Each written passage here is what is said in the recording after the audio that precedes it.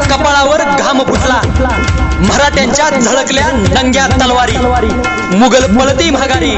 शिवबा, अजून जर तुम्ही 10 वर्ष जगला असता तर मुघलांनी देखील कपाळावरती भगवाच लावला असता. अशा या शिवरायांचं गुणगान गाण्यासाठी मी खंडू डोईफोडे आपल्या समोर उभा आहे. आज काय झालं?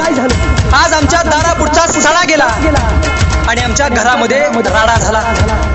आज आमच्या दारापुढची तुळशी गेली आणि आमच्या घरातली माणसं आळशी झाली.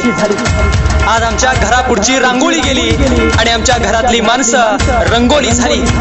एक्सक्यूज मी, मेरा दिल तेरे पे फिदा रे अशी म्हणणारी तरुण कार्टी या महाराष्ट्राच्या मातीमध्ये निर्माण व्हायला लागली आणि महाराष्ट्राचा इतिहास फार बदलून गेला. काय होता महाराष्ट्राचा इतिहास? 5 सुलतानी सत्ता या महाराष्ट्राच्या उरावर थया थया नाचत होत्या. मंदिराच्या मंदिरं लुटली जात होती. लुटलं जाईल म्हणून पोटची पोर तर सोडाच, पण धान्याच्या बियांना आणि गवताच्या पात्यांना उगवायची भीती वाटायची. वासुदेवांची भूपाळी आणि संतांची कवणे महाराष्ट्रामध्ये घुमत नव्हती. गायींच्या वासरांचा हंबरडा कानावर ऐकू येत नव्हता. घोड्यांच्या टापांचा आवाज ऐकताच जनता पळून जायची आणि घरात बसायची.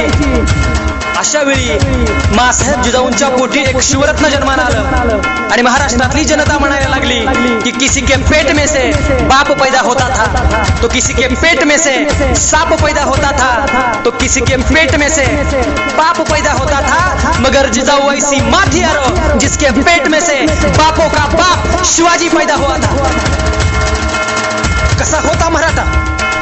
मराठा म्हणजे वाघासारखी डरकाळी फोडणारा, मराठा म्हणजे चित्त्यासारखा चपळ असणारा, मराठा म्हणजे हरणासारखा दौडत पळणारा, मराठा म्हणजे संघर्षाची अनुभूती हर क्षणी घेणारा, मराठा म्हणजे वाऱ्यासारखं तुफान काळजात घेऊन फिरणारा, मराठा म्हणजे मरकर जो हटा सो मराठा.